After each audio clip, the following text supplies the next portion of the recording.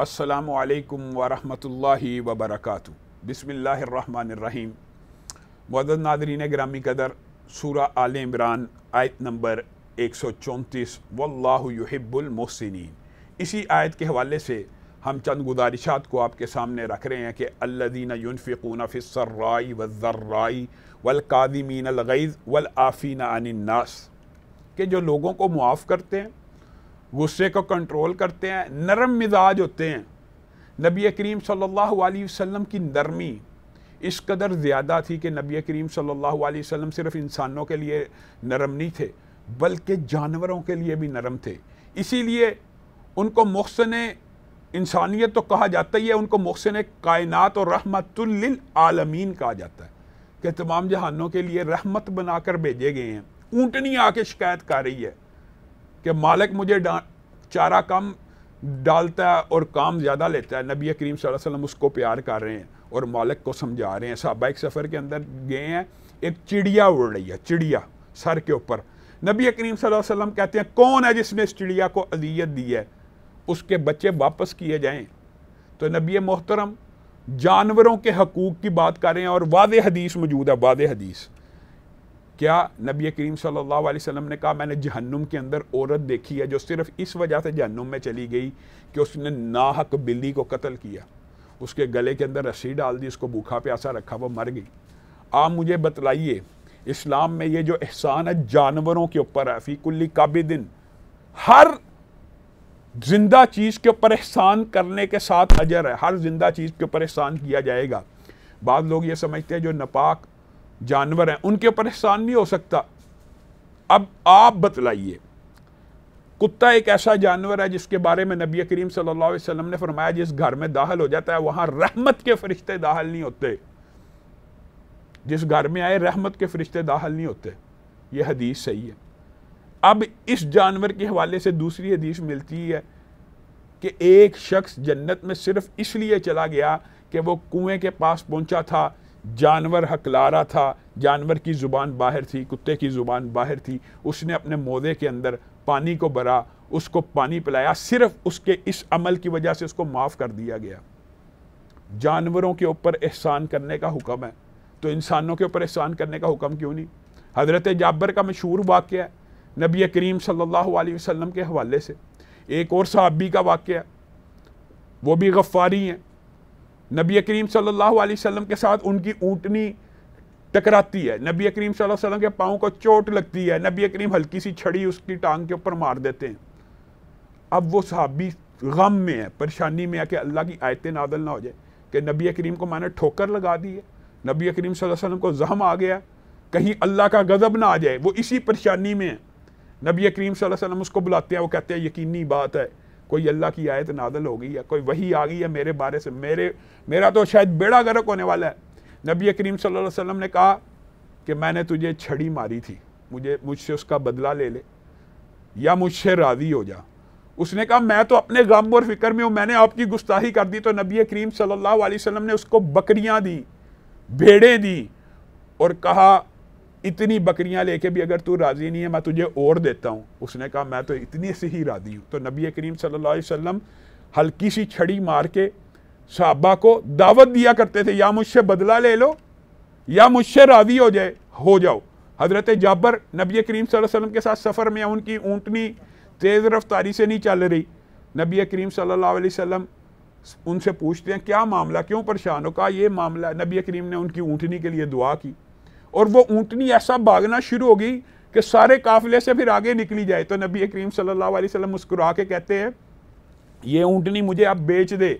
हज़रत जाबिर बहुत खुश हो गए कि वो ऊँटनी जो कोई ख़रीदने पे तैयार नहीं था, जो इतनी सुस्त थी, वो मेरी अच्छी कीमत पे बिक भी रही है। तो कहा मैं आपको बेचता हूँ। अच्छी खासी कीमत मुकर्रर हुई, ऊँटनी को बेच दिया। नबी करीम सल्लल्लाहु अलैहि वसल्लम ने कहा तो इस पर मदीना पहुँच जा, जब तू मदीना पहुँचेगा मैं तुझसे ऊँटनी वापस ले लूँगा, मैं तुझसे ऊँटनी ले लूँगा, तुझे रकम को अदा कर दूँगा।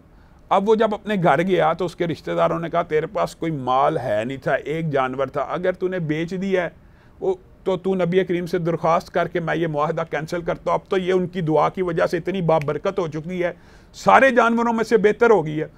تو حضرت جابر نے کہا نہیں، میں نے نبی کریم سے جو عہد کیا میں اس کو توڑ نہیں سکتا۔ حضرت جابر نبی کریم صلی اللہ علیہ وسلم کی بارگاہ میں پہنچے تو نبی کریم صلی اللہ علیہ وسلم نے رقم ادا کی، وہ اونٹنی نبی کریم کو تھمانے لگے تو نبی کریم صلی اللہ علیہ وسلم نے کہا یہ اونٹنی بھی تیری ہوئی۔ نبی کریم صلی اللہ علیہ وسلم صحابہ کے اوپر اس طرح احسان کا معاملہ بھی کیا کرتے تھے۔ احسان کے بہت سے معنی ہیں۔ احسان غصے کو کنٹرول کرنا، نرمی کو اختیار کرنا، یا انسان کو اس کی ضرورت اور حاجت سے زیادہ مقام دینا۔ قرآن پاک میں بارہا جگہ پہ وَبِالْوَالِدَيْنِ احسانا، احسان کرو والدین کے ساتھ، احسان کرو والدین کے ساتھ، بار بار احسان کا لفظ آیا۔ اس حوالے سے اگر موقع ملا تو کبھی آپ کے سامنے تفصیلاً گفتگو کو رکھیں گے۔ لیکن حقیقت میں احسان کیا ہے کہ انسان جو ڈیزرو کرتا ہے اس سے زیادہ اس کو حق دے دے۔ نبی کریم صلی اللہ علیہ وسلم نے اسی لیے کہا کہ جب کوئی تمہیں قرضہ دینا تو اس کو احسن طریقے سے لوٹایا کرو۔ بلکہ اسلام کا ایک اصول ہے کہ اگر تمہیں کوئی سلام بھی کرے نا، اگر تمہیں کہ السلام علیکم صرف اتنا بھی کہتا ہے تم اس کو جواب میں کہو وعلیکم السلام ورحمۃ اللہ۔ اگر تمہیں کوئی کہتا ہے السلام علیکم ورحمۃ اللہ تو تم اس کو جواب میں کہو وعلیکم السلام ورحمۃ اللہ وبرکاتہ۔ یعنی جواب دینا تو احسان کے ساتھ، اچھے انداز کے ساتھ، اس سے زیادہ کے ساتھ، جو تمہارے ساتھ جتنی نیکی کر رہا ہے اس سے زیادہ نیکی اس کے ساتھ کرو، یہ احسان ہے۔ اور احسان یہ ہے جو ہمیں حضرت ابو بکر کی سیرت کے اس خوبصورت واقعے میں نظر آتا ہے۔ مستہ ہیں، آپ کو پتہ منافقوں نے سازش کی، حضرت عائشہ کے اوپر جھوٹی تہمت لگائی جس کو اللہ نے بہتان عظیم کا پے در پہ متعدد آیات ان کی فضیلت کے اندر اللہ رب العزت نے کلام حمید میں نازل فرما دی۔ اب اتنا بڑا جھوٹ اور اتنا بڑا بہتان، اس فتنے کا شکار بعض نیک لوگ بھی ہو گئے تھے، ان میں سے ایک حضرت مستہ رضی اللہ بھی تھے۔ اب جب حضرت ابو بکر کو علم ہو گیا کہ اللہ نے میری بیٹی کے حق میں پے در پہ آیات کو نازل کر دیا ہے، تو وہ حضرت مستہ کے ساتھ سارے قریبی رشتہ داروں کے ساتھ حضرت ابو بکر کا ایک معمول تھا کہ وہ ان کی کفالت کیا کرتے تھے، ان کو پیسے دیا کرتے تھے۔ تو جب یہ آیتیں اتری انہوں نے حضرت مستہ سے پیسے روک دیے تو اللہ نے آسمان سے آیت حضرت ابو بکر کے بارے میں نازل فرما دی، حضرت ابو بکر کو مخاطب ہو کے نازل فرما دی کہ اولو الفضل جو لوگ ہیں نا، فضل والے تمہارے اندر، ان کو نہیں چاہیے کہ وہ اپنے رشتہ داروں سے پیسے کو روک لیں۔ کیا وہ نہیں چاہتے؟ کیا ان کو یہ بات پسند نہیں ہے؟ کیا انہیں یہ بات محبوب نہیں ہے کہ اللہ رب العزت ان کے گناہوں کو معاف کر دے؟ تو حضرت ابو بکر نے اللہ رب العزت کا جواب دیا، کیوں نہیں، میں تو یہ چاہتا ہوں کہ اللہ رب العزت میرے سارے کے سارے گناہوں کو معاف کر دے۔ آپ بتلائیے اسلام کے اندر یہ جو ہے کہ یتیم کی کفالت کرنے والا، بیواؤں کی کفالت کرنے والا، بیٹیوں، آپ مجھے بتلائیے بیٹے اور بیٹیوں کو پالنا تو فرض ہے، لیکن اسلام میں احسان کی اتنی اہمیت ہے۔ نبی کریم صلی اللہ علیہ وسلم نے فرمایا جو 3 بیٹیوں کی پرورش کرے، ان کی شادی کرے اچھی طرح، یہ اس کا فرض تھا، لیکن اگر احسان کرتے ہوئے عمدہ طریقے سے ان کی شادی کرتا ہے تو کل قیامت کے دن اس کو جنت کی بشارت ہے۔ جو 2 کی کرے اس کو بھی بشارت، جو 1 کی کرے اس کو بھی بشارت، حتیٰ کہ نبی کریم صلی اللہ علیہ وسلم نے بیواؤں کے حقوق کے بارے میں اتنی مرتبہ بیان کیا کہ صحابہ حیران رہ جاتے تھے، اور نبی کریم صلی اللہ علیہ وسلم نے فرمایا میں اور یتیم کی کفالت کرنے والا کل ایسے ہوں گے۔ اس کا کیا مطلب ہے؟ یہ 2 انگلیوں کے درمیان کوئی فاصلہ ہی نہیں ہے، جس طرح ان 2 انگلیوں کے درمیان کوئی فاصلہ نہیں۔ اگر کوئی بندہ چاہتا ہے یتیم کے ساتھ احسان کا معاملہ کرے، احسان کا معاملہ کرے، تو وہ کل قیامت کے دن نبی کریم صلی اللہ علیہ وسلم کے ساتھ جنت میں ہوگا۔ اور اسلام کا یہ جو احسان کا کنسیپٹ ہے نا، یہ بڑا وسیع ہے۔ خیرکم خیرکم لأہلہ، تم میں سے بہترین وہ ہے جو اپنے گھر والوں کے لیے بہتر ہے۔ وَأَنَا خَيْرُكُمْ لِأَهْلِي، اور میں تم میں سے سب سے بہتر ہوں جو اپنے گھر والوں کے لیے سب سے بہتری کا معاملہ کرتا ہوں۔ یہ نبی کریم صلی اللہ علیہ وسلم فرما رہے ہیں۔ اور احسان صرف اور صرف بیٹے اور بیٹی کے، حتیٰ کہ نبی کریم صلی اللہ علیہ وسلم نے یہ بھی فرمایا کہ تم جو اپنی بیوی کے منہ کے اندر نوالا ڈالتے ہو یہ بھی صدقہ ہے، یہ بھی احسان ہے، اس کا بھی تمہیں اجر دیا جائے گا۔ معزز ناظرین گرامی قدر، ہم احسان کے حوالے سے آپ کے سامنے چند گزارشات کو رکھ رہے ہیں۔ نبی کریم صلی اللہ علیہ وسلم کے پاس ایک صحابی آتے ہیں، نوجوان ہیں، کم عمر ہیں، وہ نبی کریم صلی اللہ علیہ وسلم کو آ کے کہتے ہیں کہ میں برائی کرنا چاہتا ہوں۔ صحابہ ان کو مارنے کے لیے دوڑ پڑتے ہیں. نبی کریم صاحب کہتے ہیں رکو رکو رکو, یہ ہے صبر, یہ ہے غصے کے اوپر کنٹرول کرنا. ان کو پیار سے سمجھاتے ہیں کہ آپ چاہتے ہو کہ کوئی آپ کی فلاں رشتہ دار کے ساتھ برائی کرے, کیا والدہ کے ساتھ کوئی برائی کرے؟ نہیں, میں نہیں چاہتا. تو آپ جس سے برائی کا ارادہ کریں گے وہ بھی کسی کی والدہ ہے, وہ بھی کسی کی بہن ہے, وہ بھی کسی کی پھپھو ہے. لمبی حدیث ہے. حدیث کے اندر سے جو بات اخذ ہو رہی ہے کہ نبی کریم صلی اللہ علیہ وسلم ادفع باللتی ہی احسن, تم میں سے بہترین وہ ہے جو ہر معاملے میں احسان کا معاملہ کرے, ہر معاملے کو اچھی طرح ٹالے, ہر معاملے کے اندر ان رحمت اللہ قریب من المحسنین, اللہ کی رحمت ہوتی ہے محسنین کے اوپر, اللہ کی رحمت بڑی قریب ہوتی ہے احسان کرنے والوں کے اوپر, اور اللہ رب العزت خود احسان کرتے ہیں بندے کے اوپر.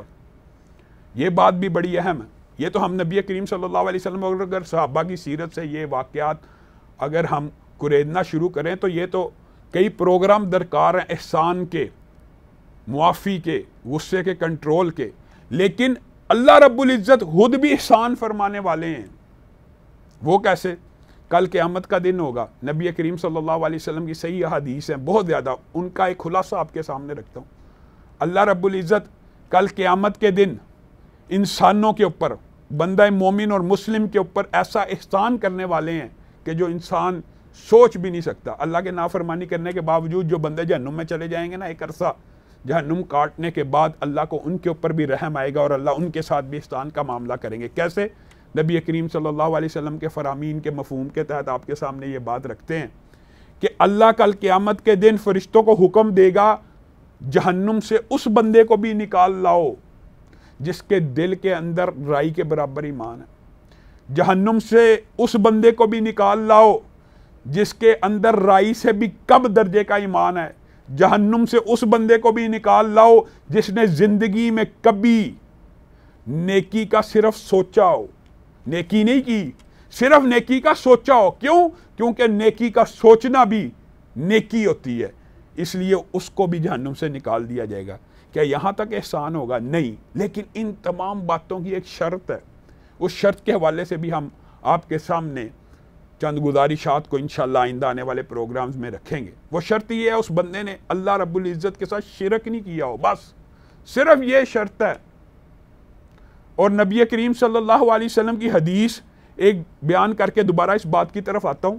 نبی کریم صلی اللہ علیہ وسلم نے ارشاد فرمایا کل قیامت کے دن ایک بندہ ایسا اللہ کی بارگاہ میں پیش ہوگا, اس کو اپنی کوئی نیکی نہیں ملے گی. فرشتے بھی پوچھیں گے رجسٹر کھولا, کوئی نیکی نہیں. اس سے پوچھیں گے کیا تجھے کوئی تیری نیکی یاد ہے؟ وہ کہے گا مجھے تو اپنی کوئی نیکی یاد نہیں, ہاں ایک بات میرے ذہن میں آئی ہے, اگر تم سمجھتے ہو یہ نیکی ہے تو میرے میزان میں ڈال دو. کیا چیز؟ میں اپنے ملازم کو یہ کہا کرتا تھا کہ جو تنگ دست لوگ ہیں جن کو قرضہ واپس کرنے کی جن کے اندر وسعت اور گنجائش موجود نہیں نا, ان کو ٹائم دے دیا کرو, ان کو وقت دے دیا کرو, ان کو کچھ ٹائم دے دیا کرو. اور اگر وہ بالکل ہی سخت نہ رکھتے ہوں ان کی چھان بین کیا کرو, اگر وہ بالکل محتاج ہوں تو ان کو معاف کر دیا کرو. فرشتے اس کی نیکی کو جب اللہ رب العزت کی بارگاہ میں لے کے جائیں گے نا, تو اللہ رب العزت ارشاد فرمائیں گے یہ دنیا کے اندر میرے بندوں کو معاف کیا کرتا تھا, میں اس کی نیکی کو قبول کرتا ہوں, آج اس کے سارے گناہوں کو معاف کر کے اس کو جنت میں داخل کرتا ہوں. یہ احسان کا بدلہ ہے.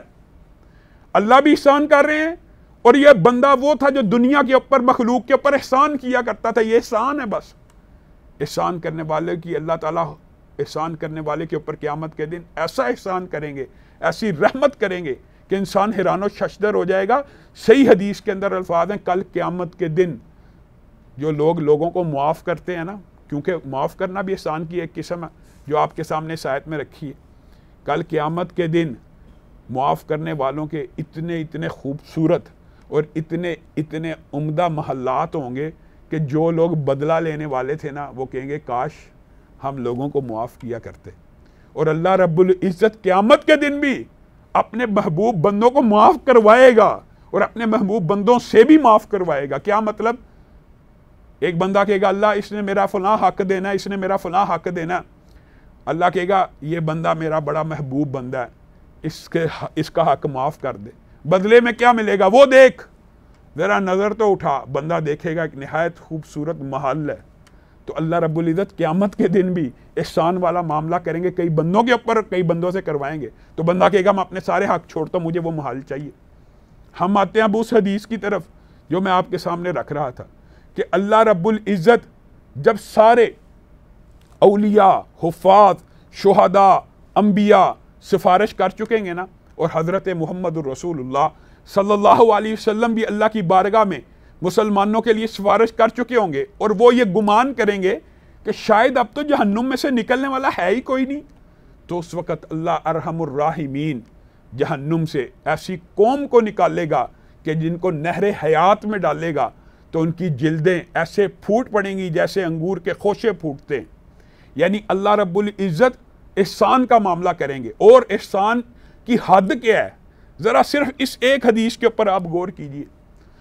نبی کریم صلی اللہ علیہ وسلم نے فرمایا وہ آخری جنتی جس کو اللہ رب العزت جہنم سے نکالیں گے نا، وہ بندہ ہوگا جس نے کبھی نیکی سوچی بھی نہیں ہوگی، نیکی سوچی بھی نہیں، کیونکہ نیکی کو سوچنا نیکی تھا، وہ پہلے ہی آزاد ہو گیا۔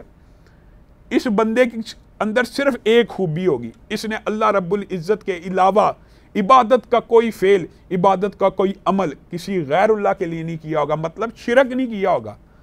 تو یہ بندہ باہر آئے گا جہنم سے تو دیکھے گا دور ایک درخت لگا ہوا ہے، اللہ سے گزارش کرے گا اللہ اتنا عرصہ جہنم میں جلتا رہا، اللہ اتنا عرصہ جہنم میں رہا، وہ جو سامنے درخت ہے کم از کم مجھے اس کا سایہ نصیب کر دے، ایک عمر جہنم میں گزر گئی ہے، جل گیا ہوں، ہر چیز میری تو نے جلا کے راکھ کر دی ہے، اب کچھ ٹھنڈک کا احساس ہو جائے، تو اللہ تعالیٰ اس کو وہ سایہ نصیب کریں گے، لیکن ایک عہد لیں گے کہ آپ مجھ سے وعدہ کرتا ہے کہ دوبارہ مجھ سے ہم کلام نہیں ہوگا، دوبارہ میرے سے کسی چیز کی گزارش نہیں کرے گا، تجھے معلوم ہونا چاہیے کہ تو میرا سب سے بڑا گستاخ تھا، تو وہ آخری گستاخ ہے جس نے پوری زندگی میری نافرمانی کیا، پھر بھی میں تجھے جہنم سے احسان کرتے ہوئے، رحمت کرتے ہوئے آزاد کر رہا ہوں۔ اللہ کبھی کچھ نہیں مانگوں گا، اللہ درخت کا سایہ نصیب کرے گا، ایک عرصہ خاموش رہے گا، پھر اللہ کو پکارنا شروع کر دے گا، اللہ جہنم سے تو نکال دیا، درخت کا سایہ تو دے دیا، مجھے اچھا درخت نظر آ رہا ہے،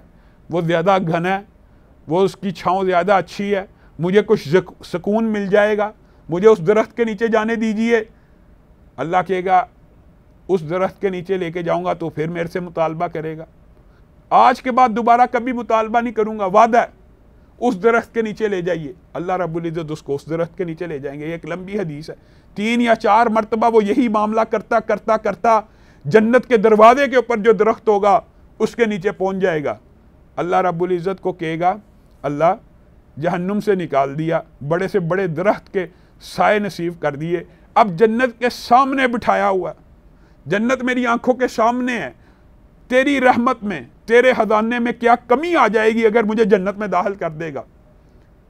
اللہ رب العزت اس کو اچانک کہیں گے جا میں نے تیری دعا کو سن لیا، اور میں تجھے صرف جنت میں داخل نہیں کر رہا بلکہ جنت میں جو تیری سپیس الاٹ کر رہا ہوں ذرا وہ سن لے۔ وہ کہے گا وہ کیا؟ صحیح حدیث کے الفاظ ہیں، نبی کریم صلی اللہ علیہ وسلم نے ارشاد فرمایا اللہ اس کو کہے گا زمین سے لے کے آسمان تک جتنی جگہ ہے اس کی پیمائش کر، اس سے 10 گنا زیادہ بڑی تیری جنت ہے۔ وہ ایک بندہ چونک جائے گا، ٹھٹک جائے گا، یہ دنیا کا سب سے نافرمان آدمی ہے، آخری ہے، اس کے بعد کبھی جہنم سے کسی نے آزاد ہی نہیں ہونا۔ اللہ کو کہے گا تو رب العالمین ہو کے مجھ سے مذاق کر رہا ہے، میری جنت 10 گنا بڑی ہے۔ ہاں، نبی کریم صلی اللہ علیہ وسلم نے فرمایا اللہ رب العزت اس کی یہ بات سن کے مسکرائیں گے اور اس سے راضی ہو جائیں گے، اور اس کو جنت میں جگہ دے دیں گے جو جنت زمین و آسمان کے مابین سے 10 گنا بڑی ہوگی۔ اور جب نبی کریم صلی اللہ علیہ وسلم یہ حدیث سنایا کرتے تھے تو مسکرایا کرتے تھے۔ آپ سے صحابہ نے پوچھا آپ مسکراتے کیوں ہیں؟ تو نبی کریم صلی اللہ علیہ وسلم نے کہا چونکہ اللہ مسکرا رہا ہے تو میں بھی مسکراتا ہوں۔ اور صحابی جب اس حدیث کو بیان کرتے تھے وہ بھی مسکرایا کرتے تھے کہ اللہ اور اس کے رسول مسکرائے تھے تو میں بھی مسکرا رہا ہوں۔ معزز ناظرین گرامی قدر، پروگرام حب الہی کے حقدار کون سے ہم آپ سے لیتے ہیں اجازت، انشاءاللہ دوبارہ نئے پروگرام کے ساتھ آپ کی خدمت میں حاضر ہوں گے۔ والسلام علیکم ورحمۃ اللہ وبرکاتہ۔